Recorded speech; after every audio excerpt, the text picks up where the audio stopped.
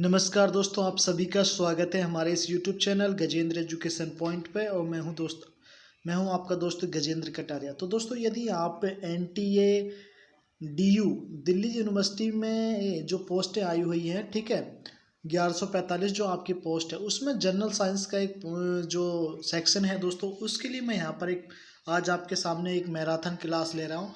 और यहाँ सर ये जो हैंड राइटिंग नोट्स है, अगर ये आप एक बार पढ़ लेते हैं, ठीक है, तो पढ़ने के बाद जो छोटे छोटे प्रश्न बनते हैं आपके, वो आपको किसी भी बुक को पढ़ने की अब आवश्यकता आपको नहीं पड़ेगी। बस ज़रूरत है आपको कि शुरू से लगा के लास्ट तक दोस्तों इस वीडियो को आपको ज़रूर देखना है। तो चलिए, आज ये जो सीरीज है, इसमें मैं दोस्तों आपके सामने केमिस्ट्री, जो जनरल साइंस में केमिस्ट्री होती है दोस्तों, वो मैं आपके सामने यहाँ पर डिस्कस करने जा रहा हूँ। और बिल्कुल जीरो से मैं हाई लेवल की ओर दोस्तों यहाँ पर बढ़ूंगा। बस आपसे चाहूँगा कि चैनल पर यदि आप नए हैं तो चैनल को सब्सक्राइब कर दोस्तों बेल आइकन को जरूर प्रेस कर लीजिएगा, क्योंकि दिल्ली यूनिवर्सिटी एनटीए से रिलेटेड जो समस्त जानकारी दोस्तों हमारे इस यूट्यूब चैनल पर आपको दी जाती है।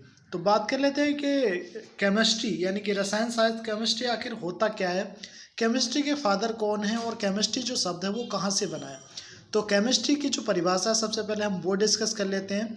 तो विज्ञान की वह शाखा जिसके अंतर्गत हम पदार्थ के गुण, संगठन, कंपोजिशन, संरचना, क्रिया, प्रतिक्रिया, उनमें होने वाली परिवर्तन आदि का क्रमबद्ध अध्ययन करते हैं, उसको हम क्या बोलते हैं? रसायन शास्त्र बोलते हैं या केमिस्ट्री बोलते हैं।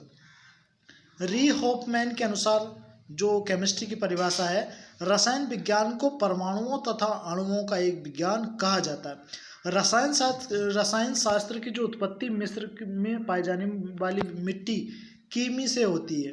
मतलब जो केमिस्ट्री अगर आप लिखेंगे तो केमिस्ट्री कैमी प्लस मिस्ट्री, ठीक है। तो कैमी का मतलब होता है जो मिस्र में एक प्रकार की मिट्टी पाई जाती है, काली। लेवासिये को जो केमिस्ट्री है इसका फादर कहा जाता है, मतलब लेवासियों को केमिस्ट्री का फादर कहा जाता है। द्रव्यमान संरक्षण का जो सिद्धांत है वो भी दोस्तों किसने दिया है? लेवासिये ने ही दिया है। रसायन विज्ञान का जन्म कहाँ पर हुआ है? तो रसायन विज्ञान का जन्म दोस्तों कहाँ पर हुआ? मिस्र में हुआ। तो ये बहुत सारे छोटे छोटे पॉइंट है, छोटी छोटी मगर मोटी बातें हैं ये, और अक्सर एग्जामों में आ जाती है, लेकिन बच्चे ये सारी चीज़ें इग्नोर करते हैं और मोटा मोटा पढ़ के दोस्तों एग्जाम में चले जाते हैं। और यही वो प्रश्न होते हैं जहाँ से दोस्तों आपके सिलेक्शन होने के ज़्यादा चांसेस होते हैं। 1774 में जोसेफ प्रिस्टले ने, जी हाँ, ऑक्सीजन का आविष्कार किया। किसने किया दोस्तों? जोसेफ प्रिस्टले ने ऑक्सीजन का आविष्कार किया। लेवासिये ने प्रिस्टले द्वारा किए गए आविष्कार को प्रमाणित किया तथा सिद्ध किया दहन कंबोशन के लिए ऑक्सीजन आवश्यक है। मतलब जो लेवासिये थे उन्होंने सिद्ध किया कि जो कंबक्शन के लिए जो है ऑक्सीजन आवश्यक है। अब सबसे पहले जो चैप्टर आता है केमिस्ट्री में, उस चैप्टर का नाम सब्सटेंस ऑफ मैटर, यानी कि मैटर क्या होता है और पदार्थ क्या होता है। डेफिनेशन सबसे पहले हम इसकी जान लेते हैं। तो वह वस्तु जो स्थान छेके या घेरे जिसमें बाहर हो, उसे हम क्या बोलते हैं? पदार्थ बोलते हैं। यानी कि उसको क्या कहा जाता है? उसको मैटर कहा जाता है। एग्जाम्पल के तौर पर यहाँ पर हम बात करेंगे तो हवा, पानी, गैस इत्यादि, ये सारी चीज़ें क्या है? एक प्रकार का मैटर ही दोस्तों होती है। अब जो टाइप्स ऑफ मैटर होता है या क्लासिफिकेशन ऑफ मैटर है दोस्तों, वो क्या है?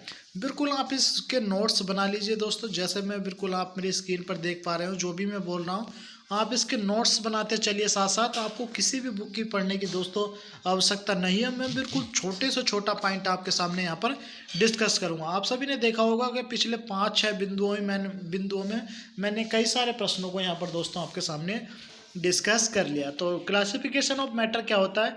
तो जो ये 2 टाइप्स का होता है, मतलब भौतिक वर्गीकरण होता है, एक होता है रासायनिक वर्गीकरण। तो जो भौतिक वर्गीकरण होता है, भौतिक वर्गीकरण में जो पदार्थ होता है वो 3 प्रकार के होते हैं: ठोस, द्रव, गैस। आपसे प्रश्न में ये भी पूछा जा सकता है कि पदार्थ की चौथी अवस्था कौन सी होती है, वो हम नेक्स्ट आगे यहाँ पर डिस्कस करने वाले हैं। तो वैसे जो चौथी अवस्था होती है दोस्तों वो प्लाज्मा होती है। कौन सी? चौथी जो होती है प्लाज्मा होती है। तो पदार्थ जो है रासायनिक वर्गीकरण के आधार पर शुद्ध पदार्थ होती हैं और दूसरा होता है मिश्र पदार्थ। जो शुद्ध पदार्थ होते हैं वो तत्व भी होते हैं और दोस्तों यौगिक भी होते हैं, यानी कि एलिमेंट भी होते हैं और कंपाउंड भी होते हैं। जो मिश्रण वाले होते हैं वो होमोजीनियस भी होते हैं दोस्तों और हेट्रोजीनियस भी होते हैं। ठीक है। तो यहाँ पर सबसे पहले बात कर लेते हैं तत्व की। तो एलिमेंट की यहाँ पर बात करें तो एलिमेंट जो होते हैं वो मेटल होते हैं, नॉन मेटल होते हैं और मेटलाइड होते हैं, यानी कि धातु होते हैं, अधातु होते हैं, उपधातु होते हैं। वहीं पर अगर कंपाउंड की बात करें या यौगिक की बात करें तो कार्बनिक यौगिक यानी कि केमिकल बॉन्डिंग और नॉन कार्बनिक यौगिक। ठीक है। तो इस प्रकार से दोस्तों यहाँ पर इनका वर्गीकरण दोस्तों किया जाता है। अब द्रव्य की बात करें तो भौतिक अवस्था के आधार पर द्रव पदार्थों को मुख्य 3 भागों में बांटा गया है, सॉलिड, लिक्विड, गैस, यानी कि ठोस, द्रव, गैस। अब ठोस क्या होता है? इसका आयतन तथा आकार दोनों निश्चित होते हैं, जैसे लकड़ी, पत्थर, कोयला इत्यादि। देखिए, जिनको ये चीज़ें छोटी लग रही हैं वो उनका आप रिवीजन कर सकते हैं। ठीक है। लेकिन किसी भी चीज़ को जानने के लिए सबसे ज़रूरी है कि उसका बेसिक पॉइंट, आपका जो कॉन्सेप्ट है दोस्तों वो क्लियर होना चाहिए, तभी आप किसी भी प्रश्न को एकदम लगा पाएंगे। तो द्रव की बात करें, लिक्विड, इसका आयतन निश्चित होता है लेकिन आकार परिवर्तनशील होता है, अर्थात इसे जिस पात्र में रखी जाती है वह उस पात्र का क्या कर लेती है? स्थान घेर लेती है, जैसे पानी, दूध। गैस की बात करें तो इसका आयतन तथा आकार दोनों परिवर्तनशील होते हैं। Example coal gas, marsh gas. ठीक है। मार्स गैस को दोस्तों मीथेन गैस भी कहा जाता है। ये आपका गोबर गैस में पाई जाती है। गोबर गैस में दोस्तों मीथेन गैस पाई जाती है, जिसका CH4 के नाम से हम इसे दोस्तों जानते हैं। अब ठोस, द्रव, गैस के अणुओं को सामान्य गुण होते हैं, लेकिन बढ़ते से हम घटते क्रम की ओर वहाँ पर। अगर गतिज ऊर्जा की बात करें तो सबसे अधिक जो गतिज ऊर्जा होती है वो गैस में, द्रव में, फिर गैस में। अगर घनत्व की बात करें तो सबसे अधिक घनत्व ठोस का, उसके बाद द्रव का, उसके बाद गैस का। अगर अंतर आणविक आकर्षण बल की बात करें तो सबसे अधिक ठोस में, फिर द्रव में, फिर गैस में। अंतर आणविक स्थान की बात करें, कौन घेरता है, तो सबसे ज़्यादा गैस, उसके बाद द्रव, उसके बाद ठोस। अगर मैं प्रत्यास्था की बात करूं तो यहाँ से ठोस, द्रव, गैस। सहसंजक बल की बात करूं तो ठोस, द्रव, गैस। और विसरण की बात करूं यानी बहने की क्षमता के आधार पर अगर मैं बात करूं तो गैस, द्रव और ठोस।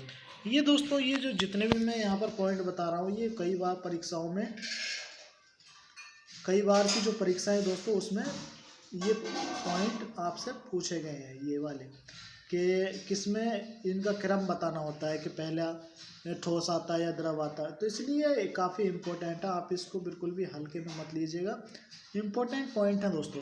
उसके बाद नोट पॉइंट क्या है, नोट पॉइंट को यहाँ पर देख लें कि ठोस, द्रव, गैस के अलावा पदार्थ की 2 और अवस्थाएं होती हैं। ये क्वेश्चन कई बार रेलवे के एग्जामों में पूछा गया है, जिसका मैं अभी आपके सामने जिक्र कर रहा था कि ठोस और गैस के अलावा कौन सी अवस्थाएं होती हैं। एक होती है प्लाज्मा अवस्था और जो दूसरी होती है वो होती है बोस-आइंस्टीन कंडेंसेट। बोस-आइंस्टीन कंडेंसेट के नाम से दोस्तों इसको यहाँ पर जाना जाता है। चलिए नेक्स्ट आगे चलते हैं। अब प्लाज्मा अवस्था होती है पदार्थ की चौथी अवस्था होती है, जैसा कि मैं अभी आपके सामने डिस्कस कर रहा था कि जो प्लाज्मा अवस्था होती है पदार्थ की चौथी अवस्था होती है। प्लाज्मा अवस्था का तापमान लगभग 20,000 सेंटीग्रेड होता है। कितना दोस्तों? 20,000 सेंटीग्रेड होता है। सूर्य और तारों की ऊष्मा ऊर्जा प्लाज्मा अवस्था के कारण होती है। मतलब सूर्य में जो ऊष्मा या ऊर्जा होती है वो किसके कारण होती है दोस्तों? प्लाज्मा के कारण होती है। और आप सभी जानते हैं कि हमारे शरीर में भी प्लाज्मा दोस्तों पाया जाता है। उसके बाद बोस-आइंस्टीन कंडेंसेट, यह पदार्थ की 5वीं अवस्था है। यह पदार्थ की दोस्तों 5वीं अवस्था है। तो अभी आपने देखा कि हमने पदार्थ की कितनी अवस्था पढ़ी। पहला होता है ठोस, दूसरा होता है द्रव, तीसरा होता है गैस, चौथा होता है आपका प्लाज्मा और 5वां होता है आपका बोस-आइंस्टीन कंडेंसेट, है ना। तो यह आप इस प्रकार देख पा रहे होंगे कि ये जो पदार्थों की अवस्थाएं दोस्तों होती है। अब पदार्थों में जो परिवर्तन होते हैं वो क्या क्या परिवर्तन होते हैं दोस्तों, ये भी प्रश्न कई बार परीक्षाओं में पूछा जाता है। तो चलिए सबसे पहले इसको डिस्कस कर लेते हैं। तो पदार्थों में होने वाले जो परिवर्तन है, पदार्थों में 2 प्रकार के परिवर्तन होते हैं। पहला परिवर्तन होता है भौतिक परिवर्तन, दूसरा परिवर्तन होता है रासायनिक परिवर्तन। तो जो भौतिक परिवर्तन होता है दोस्तों वो क्या होता है, तो चलिए भौतिक परिवर्तन को यहाँ पर हम देख लेते हैं। ये जितने भी टॉपिक हैं ये ऐसे टॉपिक हैं दोस्तों, आपको पढ़ने में तो इजी लगते हैं लेकिन इसकी जो छोटी छोटी पॉइंट हैं ये आपकी परीक्षाओं में पूछे जाते हैं और वहाँ पर जाकर जो बच्चे होते हैं कंफ्यूज हो जाते हैं। इसलिए आप साथ साथ इनके नोट्स बनाते चलिए। तो भौतिक परिवर्तन की बात करूं, यह एक अस्थायी परिवर्तन है। यह कैसा है दोस्तों? अस्थायी परिवर्तन है। अपने संगठन गुणों या तत्वों के एलिमेंट या उनके गुणों के आधार पर दोस्तों इसमें परिवर्तन हो जाता है। यह एक अस्थायी परिवर्तन है। इस परिवर्तन में कोई भी पदार्थ परिवर्तित होने के बाद पुनः अपनी पूर्व अवस्था में आ जाता है। रासायनिक परिवर्तन क्या है? यह स्थायी परिवर्तन है। इस परिवर्तन में कोई भी पदार्थ परिवर्तित होने के बाद अपनी पुनः अवस्था में दोस्तों नहीं आता। अब ये जो परिवर्तन लिखे गए हैं, ये परिवर्तन रेलवे, ग्रुप डी, आपके जितने भी एग्जाम होते हैं उसमें केमिस्ट्री से रिलेटेड जल्दी बहुत पूछा जाता है। अब जैसे मोमबत्ती का पिघलना, बच्चे क्या सोचते हैं कि मोमबत्ती में क्या हो रहा है, मतलब आग जल रही है तो इसका मतलब कोई केमिकल रिएक्शन हो रही है ना। लेकिन जबकि होता क्या है, वो भौतिक परिवर्तन होता है। पानी से बर्फ का बनना, ये भी भौतिक परिवर्तन होता है। पानी का वाष्प बनना, ये भी भौतिक परिवर्तन होता है। चीनी या नमक का पानी का मिश्रण, ये भी कैसा होता है? भौतिक परिवर्तन होता है। तो भौतिक परिवर्तन आप समझ गए होंगे। उसके बाद मोमबत्ती का देखिए पिघलना और मोमबत्ती का जलना, यहाँ पर दोनों कंफ्यूज वाले क्वेश्चन है। ये क्या है, इसको आप स्टार कर लीजिए। मोमबत्ती का जो पिघलना होता है दोस्तों, अगर मोमबत्ती पिघल रही है, ठीक है, मोमबत्ती अगर पिघल रही है तो वो क्या हो रहा है दोस्तों? भौतिक परिवर्तन हो रहा है। और अगर मोमबत्ती का जलना, अगरबत्ती का जलना, खाने का पचना, लोहे पर जंग लगना, ये कई बार परीक्षा में पूछा गया प्रश्न है, लोहे पर जंग लगना, ठीक है, लोहे पर जंग लगना, लकड़ी का जलना, दूध से दही बनना, कपूर का जलना, ये कौन से परिवर्तन है? तो दोस्तों ये सारे परिवर्तन रासायनिक परिवर्तन है। और ये काफ़ी इम्पोर्टेंट प्रश्न आपको यहाँ पर देखने के लिए परीक्षा में मिलेंगे, तो इसलिए बिल्कुल भी इग्नोर मत कीजिएगा। ये ऐसे प्रश्न हैं, ये आपके हर परीक्षा में दोस्तों ये प्रश्न पूछे जाते हैं। इसीलिए मैंने दोस्तों इस टॉपिक को यहाँ पर आपके सामने सबसे पहले लिया है। तो आप समझ गए होंगे कि भौतिक परिवर्तन कौन कौन से होते हैं और रासायनिक परिवर्तन कौन कौन से होते हैं। परीक्षा में आपसे इस प्रकार पूछा जाएगा कि इनमें से कौन सा भौतिक परिवर्तन है, और 3 आपको दे दिए जाएंगे, चौथा आपको उसमें से पूछा जाएगा। तो उम्मीद करता हूँ आपको मैं ये जो भी टॉपिक आपको पढ़ा रहा हूँ अच्छे से आपकी समझ में आ रहा होगा दोस्तों। चलिए नेक्स्ट आगे चलते हैं। उसके बाद करते हैं कि लोहे पर जंग लगना। देखिए इस प्रश्न से भी बहुत सारे प्रश्न आते हैं, और लोहे पर जंग लगने के बाद प्रश्न ये पूछा जाता है कि उसका भार बढ़ता है या घटता है उसका, ठीक है। तो लोहे पर जंग लगना, इस टॉपिक को यहाँ पर हम देख लेते हैं। तो लोहे पर जंग लगना, अभी जैसा कि मैंने बताया कि ये कैसा परिवर्तन है दोस्तों? रासायनिक परिवर्तन है। कैसा परिवर्तन है दोस्तों? रासायनिक परिवर्तन यहाँ पर इसको कहा जाता है। लोहे पर जंग लगना रासायनिक परिवर्तन। लोहे पर जंग लगता है तो ऑक्सीजन और नमी की उपस्थिति होती है। मतलब लोहे पर जंग कब लगता है? जब ऑक्सीजन और नमी वहाँ पर होगी तो वहाँ पर लोहे पर जंग लगेगा। लोहे पर जंग लगने पर उसका भार बढ़ जाता है। वेरी इंपॉर्टेंट प्रश्न दोस्तों, कई बार परीक्षा में पूछा गया है कि लोहे पर जंग लगने के बाद जो उसका भार बढ़ता है, घटता है, या उतना ही रहता है, या कोई फर्क नहीं पड़ता है। तो हमेशा याद रखिए लोहे पर जंग लगने से उसका भार क्या हो जाता है दोस्तों? बढ़ जाता। और ये काफ़ी कंफ्यूज भरा प्रश्न है, और अक्सर बच्चे इस प्रश्न को दोस्तों गलत कर देते हैं। चलिए उसके बाद चलते हैं कि लोहे को जंग से बचाने के लिए जस्ते का लेपन किया जाता है। यह प्रक्रिया जस्तीकरण कहलाती है, यानी कि गैल्वेनाइजेशन प्रक्रिया कहलाती है। लकड़ी को कीड़े मकोड़े से बचाने के लिए उस पर जिंक क्लोराइड, जी हाँ, किसका लेपन किया जाता है? जिंक क्लोराइड का लेपन यहाँ पर दोस्तों किया जाता है। और जस्ते की कमी से धान में क्या हो जाता है दोस्तों? खैरा रोग हो जाता है। धान में खैरा रोग हो जाता है। अब बात कर लेते हैं रासायनिक संगठन के आधार पर द्रव्यों को मुख्य 3 प्रकार से वर्गीकृत किया जाता है। रासायनिक, अभी हम क्या बात कर रहे थे? तत्वों के आधार पर, लेकिन अब यहाँ पर अगर हम संगठन के आधार पर द्रव की बात करें तो तत्व सबसे पहला होता है एलिमेंट, उसके बाद होता है कंपाउंड, उसके बाद होता है मिक्सचर। और ये सब तीनों क्या है? तत्व, यौगिक, मिश्रण। ये कैसे हैं दोस्तों? शुद्ध पदार्थ होते हैं। और जो शुद्ध पदार्थ होते हैं ये 2 प्रकार के होते हैं। जो शुद्ध पदार्थ होते हैं वो 2 प्रकार के होते हैं। तो सबसे पहले एलिमेंट के बारे में यहाँ पर हम जान लेते हैं, डिस्कस कर लेते हैं कि एलिमेंट आखिर होता क्या है। तो तत्व वह शुद्ध पदार्थ है, यानी कि जो तत्व है वह शुद्ध पदार्थ है जिसे तोड़कर किसी अन्य पदार्थ में परिवर्तित नहीं किया जाता। यानी कि जो एलिमेंट होता है वो इस प्रकार का शुद्ध पदार्थ है कि उसे अन्य किसी पार्ट्स में डिवाइड या तोड़ा नहीं जा सकता है। तत्व के सूक्ष्म कणों को, जो सूक्ष्म कण होते हैं दोस्तों, उसको हम क्या बोलते हैं? परमाणु बोलते हैं। तत्व के सूक्ष्म कणों को परमाणु कहते हैं। अभी तक लगभग 114, यानी कि वर्तमान में अगर मैं जब बात करूं तो 118 तत्व ज्ञात हैं, जिसमें लगभग 92 प्रकृति में पाए जाते हैं या खोजा गया है, और जो अंतिम तत्व है 69 है। ठीक है, तो अब क्वेश्चन की यहाँ पर बात करें तो जो तत्व होते हैं वो अभी मैंने आपसे बताया कि धातु होता है, उपधातु होता है और अधातु होता है। देखिए, धातु, उपधातु और अधातु ये तीनों अलग अलग प्रश्न बन जाते हैं। अब ये प्रश्न भी आपकी बहुत सारी परीक्षाओं में पूछा गया है कि भूपर्पटी पर तत्वों का क्रम क्या है, यानी कि भूपर्पटी पर सबसे अधिक तत्व क्या पाया जाता है। तो भूपर्पटी पर यानी कि पृथ्वी पर सबसे अधिक जो तत्व पाया जाता है, ठीक है, वो पाया जाता है ऑक्सीजन, उसके बाद सिलिकॉन, उसके बाद एल्युमिनियम, उसके बाद Fe। यानी कि सबसे अधिक जो धातु पर तत्व पाया जाता है वो क्या है दोस्तों? वो पाया जाता है आपका ऑक्सीजन, सिलिकॉन, एल्युमिनियम और Fe, जिसमें ऑक्सीजन को अधातु बोलते हैं, Si को उपधातु बोलते हैं। और धातु की बात करें, ठीक है, यहाँ से देखिए आपके 3-4 प्रश्न बन रहे हैं। ये प्रश्न आपसे परीक्षा में पूछा जाता है कि भूपर्पटी पर सबसे अधिक पाया जाने वाला अधातु कौन सा है। तो अधातु यहाँ पर कौन सा हो गया दोस्तों? आपका ऑक्सीजन हो गया। अगर उपधातु की मैं यहाँ पर बात करूँ तो उपधातु आपका होगा सिलिकॉन। अगर मैं धातु की बात करूँ तो सबसे अधिक जो भूपर्पटी पे पाया जाने वाला धातु है वो क्या है दोस्तों? एल्युमिनियम। और उसके बाद क्या पाया जाता है दोस्तों? लोहा।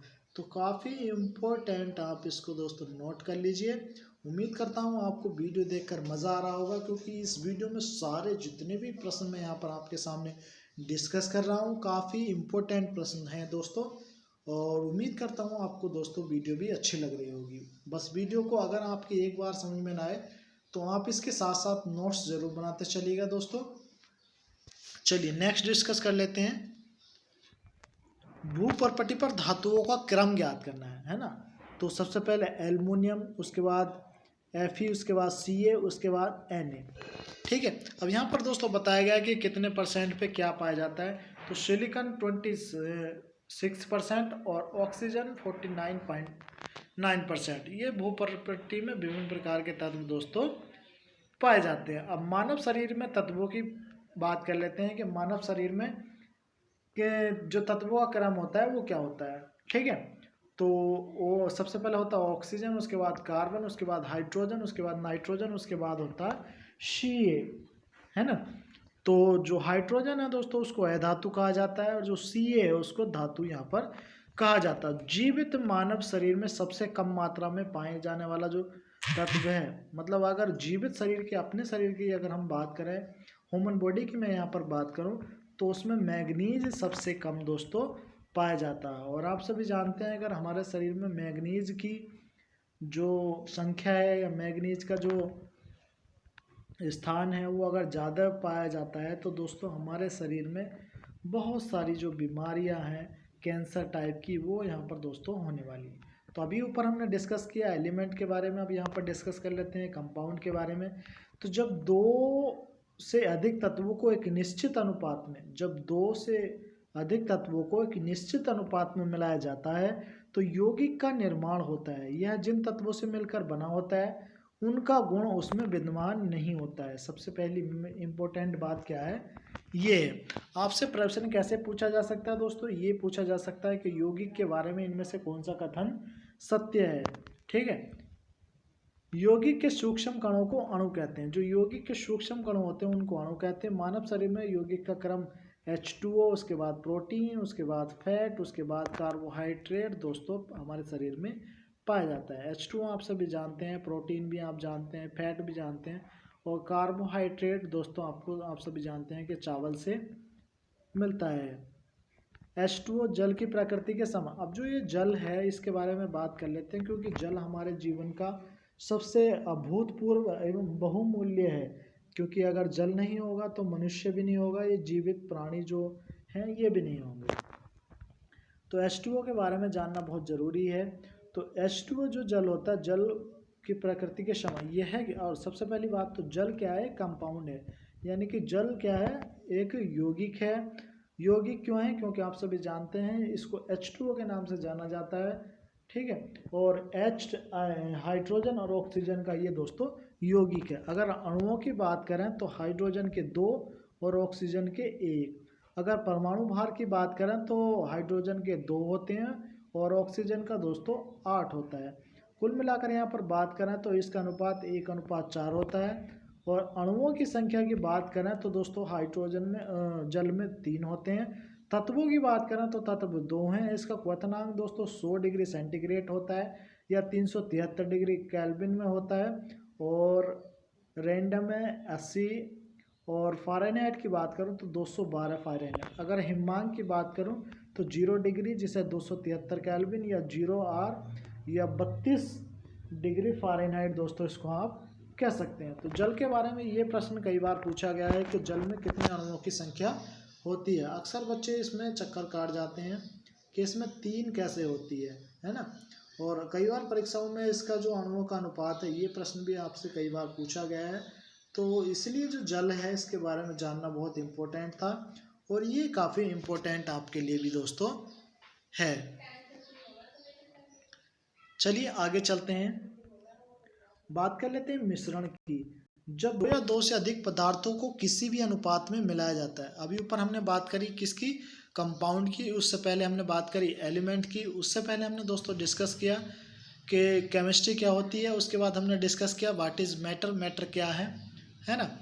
उसके बाद जब 2 या 2 से अधिक पदार्थों को किसी भी अनुपात में मिला दिया जाता है तो उसे मिश्रण कहते हैं। और मिश्रण में उनके अवयवी तत्वों का गुण मौजूद होता है। लेकिन जो कंपाउंड होते हैं उनमें जो मिश्रण का जो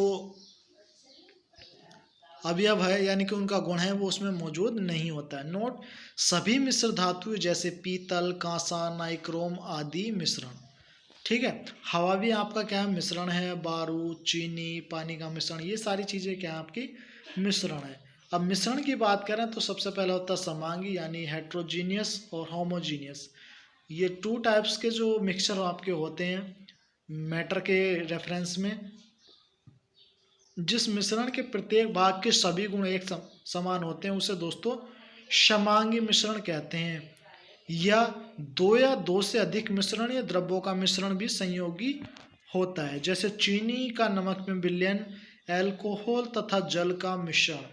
नोट, सभी समांगी मिश्रण विलयन कहलाते हैं। जितने भी समांगी मिश्रण हैं वो विलयन कहलाते हैं। विलयन का मतलब जो एक साथ अगर उनको मिला दिया जाए तो दोस्तों वो आसानी से मिल जाते हैं।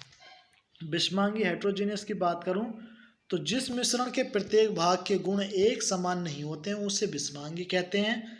एग्जाम्पल के तौर पर रेत तथा जल का मिश्रण, पेट्रोलियम जल का मिश्रण।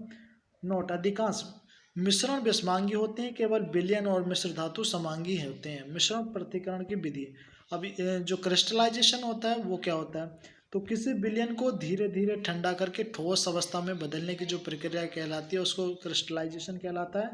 इस विधि द्वारा ठोस अकार्बनिक पदार्थों के मिश्रणों के अवयव या संगठनों का पृथक्करण दोस्तों किया जाता है। बात कर लेते हैं आसवन डिस्टिलाइजेशन क्या होता है, तो किसी भी द्रव को बाष्पीकृत करके पुनः ठंडा करने के प्रक्रम को आसवन कहते हैं यानी कि डिस्टिलाइजेशन कहते हैं। और उसके बाद आसुत जल उसी क्रम द्वारा तैयार किया जाता है। जो आसुत जल होता है दोस्तों उसको आसवन विधि के द्वारा तैयार किया जाता है। उसके बाद प्रभाजी आसवन क्या होता है यानी कि फ्रैक्शनल डिस्टिलेशन क्या होता है, ऐसे मिश्रण जिनको संगठन के क्वाथनांकों में कम से कम अंतर होता है इसका पृथक्करण करने के लिए मिश्रण का प्रभाजी आसवन करते हैं। भूगर्भ से निकले गए जैसे पेट्रोलियम के विभिन्न संगठनों, पेट्रोलियम, केरोसिन, डीजल आदि इसी विधि से दोस्तों संगठन किए जाते हैं। तो आप सभी समझ पा रहे होंगे कि आप देख रहे होंगे कितने इम्पोर्टेंट यहाँ पर ये टॉपिक है और ये जो सारे प्रश्न आप सभी जानते हैं। इसके बाद दोस्तों मैं ये थ्योरी में पढ़ाने के बाद आपको पूरे 500 प्रश्न केमिस्ट्री के पूरे आपको 500 प्रश्न, यानी कि कहने का मतलब मेरा ये है आपका एक भी प्रश्न दोस्तों मैं इस NTA के एग्ज़ाम में आपकी साइंस बिल्कुल आपकी कंप्लीट कराकर छोड़ूंगा, ठीक है। अब बात कर लेते हैं भाप आसवन की। तो इस विधि से उन अकार्बनिक पदार्थों का शुद्धिकरण किया जाता है जो कि जल में अविलय होते हैं परंतु गर्म करने पर बाष्पीकृत होते हैं और प्राय अपने क्वथनांक पर अपघटित हो जाते हैं, जैसे methyl alcohol, acetone, ethyl alcohol.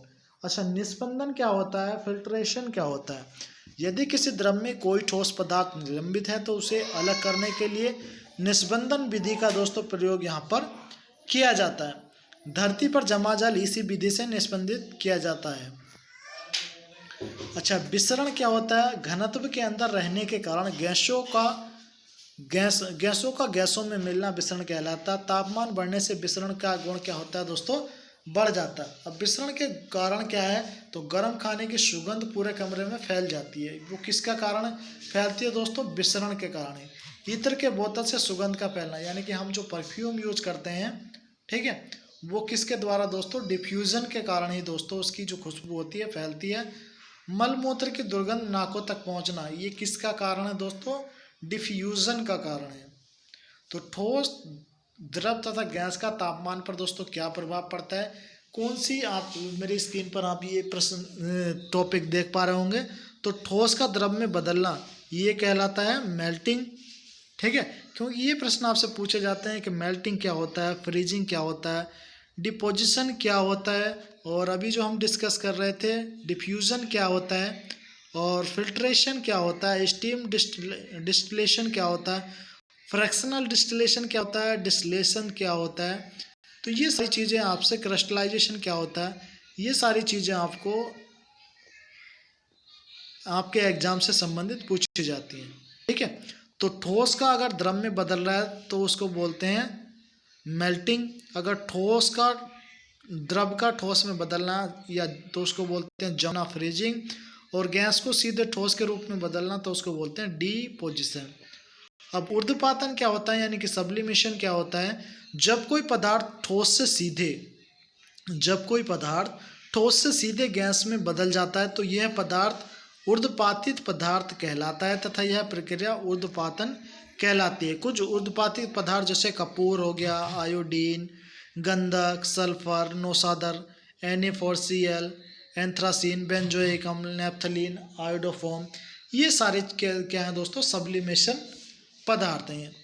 बात कर लेते हैं दोस्तों, ये जो काफ़ी इंपॉर्टेंट पॉइंट है आपके, वो हम यहाँ पर अब डिस्कस करेंगे।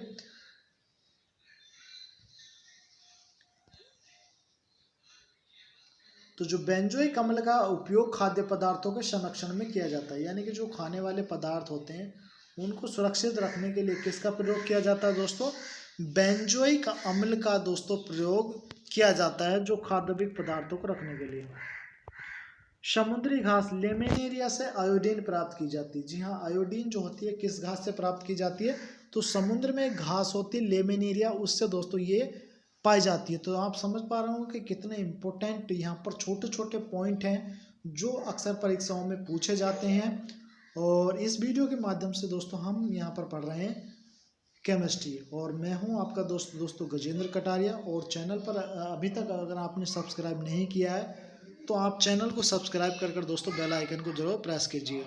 द्रव का वाष्प में बदलना, उस प्रक्रिया को क्या कहलाता है दोस्तों? वाष्पीकरण कहलाता है। वाष्प का द्रव में बदलना उसको कंडक्शन कहलाता है। उच्च दाब तथा निम्न दाब पर गैस संगठित हो जाती है। प्रथम सबसे हल्की जो धातु है वो क्या है? हाइड्रोजन है। और द्वितीय हल्की गैस क्या है? वो दोस्तों हीलियम है। आप सभी जानते हैं कि हीलियम को अकेरिया गैस भी कहा जाता है, यानी कि नोबेल गैसों की श्रेणी में भी हाइड्रोजन को आप जान सकते हैं। और हीलियम दोस्तों आप सभी जानते हैं कि कहाँ पर यूज होती है, हीलियम का यूज कहाँ कहाँ पर किया जाता है। तो ये सारे जो प्रश्न आपके काफ़ी इंपॉर्टेंट टॉपिक प्रश्न मैंने अभी तक आपके सामने डिस्कस किए। हाइड्रोजन सबसे अधिक ज्वलनशील होता है, इसलिए इसे भरा नहीं जाता है। मतलब हाइड्रोजन क्या है? हल्का तो होता है, लेकिन ये क्या होता है? ज्वलनशील होता है। हाइड्रोजन क्या होता है? ज्वलनशील होता है, इसलिए इसे भरा नहीं जाता है। वायुयान के टायरों में कौन सी गैस भरी जाती है दोस्तों? तो वायुयान के टायरों में हीलियम गैस भरी जाती है। वो, और गुब्बारों में कौन सी गैस भरी जाती है? हीलियम गैस भरी जाती है। कृत्रिम रूप से हम सांस लेते हैं दोस्तों, उसमें कौन कौन सी गैस होती है? यानी कि आप सभी जानते हैं कि देश में गैस की जो किल्लत है, ठीक है। ऑक्सीजन की किल्लत की वजह से बहुत सारे जो मरीज हैं दम तोड़ रहे हैं ड्यू टू कोरोना वायरस, क्योंकि उनको समय पर जो ऑक्सीजन है दोस्तों नहीं मिल पा रही है। तो जो कृत्रिम रूप से सांस लेने के लिए जो हॉस्पिटल में गैस होती है उसमें हाइड्रोजन, उसमें हीलियम और ऑक्सीजन, माफ़ कीजिएगा, उसमें हीलियम और ऑक्सीजन दोस्तों पाया जाता है। उसके बाद कम गहराई पर समुद्र में जाने पर आपको ऑक्सीजन और हीलियम, उसके बाद अधिक गहराई पर समुद्र में जाने पर आपको O2 और प्लस N2, यानी कि अगर आप नीचे गहरे समुद्र में जा रहे हैं तो आप अपने साथ ऑक्सीजन प्लस नाइट्रोजन का समुद्र का जो मिश्रण वाला सिलेंडर होगा उसको आप लेकर जाएंगे। फुटबॉल में भरी जाने वाली जो गैस होती है वो दोस्तों नाइट्रोजन होती है। कौन सी गैस भरी जाती है फुटबॉल में? ये सारे जो प्रश्न हैं बहुत बार आपसे पूछे गए हैं और सारे इम्पोर्टेंट दोस्तों टॉपिक आपके सामने यहाँ पर डिस्कस कर रहा हूँ। ठीक है, तो ये बहुत सारी चीज़ें हैं दोस्तों, बहुत सारे बहुत आपसे देख पा रहे होंगे कि बहुत अच्छे। उसके बाद हम पढ़ेंगे कि बाष्पन क्या होता है और क्वथनांक क्या होता है, किसका घनत्व क्या होता है। उसके बाद हम पढ़ेंगे बारूद क्या होती है, इसकी खोज किसने करी है, अम्लीय वर्षा क्या होती है, आघात वर्धनीय पदार्थ कौन से होते हैं, तन्यता कौन से होते हैं, लचीलापन, भंग, ब्रिटलनेस कौन से होते हैं पदार्थों, परमाणु संरचना क्या क्या होती है, एटॉमिक स्ट्रक्चर जो है, मतलब जो परमाणु हैं वो कैसे बने, एटॉमिक संरचना इसकी क्या हो, न्यूक्लियन कौन सा होता है, नाभिक की त्रिज्या कौन सी होती है, ठीक है, नाभिक में उपस्थित प्रोटॉन कौन सा होता है, और इलेक्ट्रॉन क्या होता है, इलेक्ट्रॉन की खोज किसने करी है, इलेक्ट्रॉन के जो रासायनिक गुण हैं उसमें क्या क्या प्रयोग किया जाता है, द्रव्यमान क्या होता है, परमाणु का द्रव्य, AMU क्या होता है, प्रोटॉन क्या होता है। मतलब छोटे से छोटे पॉइंट को हम दोस्तों आगे इस वीडियो में डिस्कस करेंगे। तो इस वीडियो में इतना ही, क्योंकि आप सभी जानते हैं कि जो ज़्यादा लंबी वीडियो होती है दोस्तों बच्चे क्या होते हैं बोर हो जाते हैं, तो इसलिए 30-30 मिनट की मैं आपके सामने ये वीडियो लाऊंगा। और ये मेरा दावा है दोस्तों, अगर ये आप चीज़ें तैयार कर लेते हैं, मैं गारंटेड दोस्तों 100% इस बात की गारंटी लेता हूँ कि अगर आप इस वीडियो को, ये जो पूरी मैं सीरीज आपके सामने यहाँ पर डिस्कस करूँगा डेली, अगर आप इसको कम्प्लीटली देख लेंगे तो आपको कहीं भी दोस्तों किसी भी किताब को पढ़ने की आवश्यकता नहीं है। बस आप वीडियो को पॉज करके दोस्तों आप ये जो नोट्स है साथ साथ बनाते चलिए। मैं आपको 6 से 7 वीडियो में पूरी केमिस्ट्री दोस्तों आपके सामने यहाँ पर डिस्कस कर दूंगा। और ये जो जनरल साइंस है आपके सभी जितने भी एग्जाम है, चाहे रेलवे ग्रुप डी का एग्जाम है, चाहे आपका UPSSC का एग्जाम है, चाहे आपका DSSB का एग्जाम है, चाहे आपका NTA का एग्जाम है, मतलब कोई भी अगर आप एग्जाम दे लेंगे, क्योंकि मैं यहाँ पर दोस्तों आपका जो कॉन्सेप्ट है उसको क्लियर करा रहा हूँ। जो छोटी छोटी बातें हैं दोस्तों वो मैं यहाँ आपके सामने यहाँ पर डिस्कस कर रहा हूँ। तो उम्मीद करता हूँ दोस्तों आपको वीडियो अच्छी लगी, तो अपने दोस्तों में शेयर कीजिएगा, अपने स्टडी ग्रुपों में शेयर कीजिएगा, और चैनल को दोस्तों ज़्यादा से ज़्यादा सब्सक्राइब कीजिएगा, करवाइएगा, जिससे कि दोस्तों हमारा जो मोटिवेशन है, मेरा जो मोटिवेशन है वो बना रहे, जिससे कि मैं दोस्तों आप सभी के लिए अच्छे से अच्छी वीडियो आगे भी दोस्तों आपके लिए लाता रहूँ। तो वीडियो देखने के लिए दोस्तों आप सभी का बहुत बहुत धन्यवाद। जय हिंद, वंदे मातरम। घर पर रहिए, सुरक्षित रहिए।